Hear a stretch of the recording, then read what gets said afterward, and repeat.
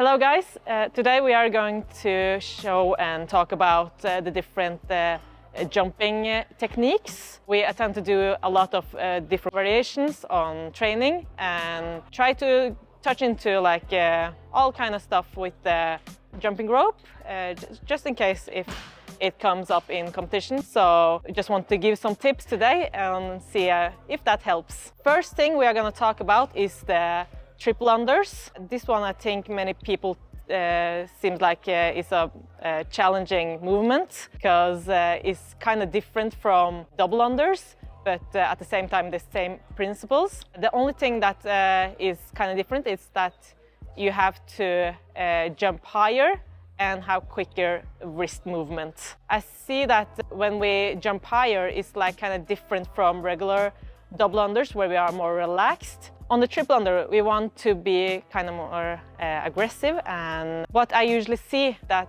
is when we jump higher on the triple unders, we are not used to the feedback when we get back on the ground, if that makes sense. So what we want to do is when you jump higher, you want to, when you go back to the ground, keep that same rhythm, I guess. So that's two tips I want to give on triple unders: quicker wrists and jump higher.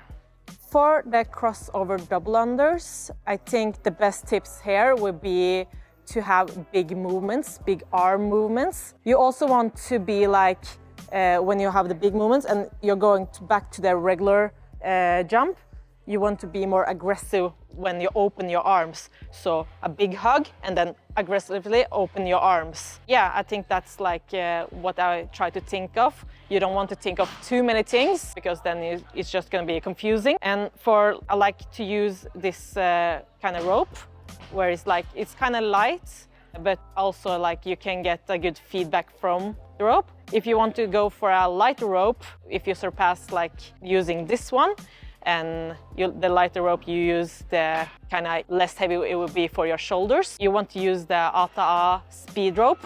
I don't have it with me right now, but maybe Marius can put a picture of it right here. And yeah, I feel like if I use the RX speed rope for crossover, it's harder because it's hard to kind of move it around. With this one, you can see that it's like more loose and it's easier to move the rope around. For a triple under, I feel like the RX Smart Gear rope is the best one to use. It's very light and it also has like a good spinning mechanism on the rope. So I feel like it's spinning much faster than a regular rope or other ropes. I also like to use this one in regular double unders. And the last technique we are going to talk about is the single crossover. And for that one, you still want big movements like the crossover double under, but more relaxed, and try to kind of move most relaxed that you can. Think of big movements, but don't stress into nothing.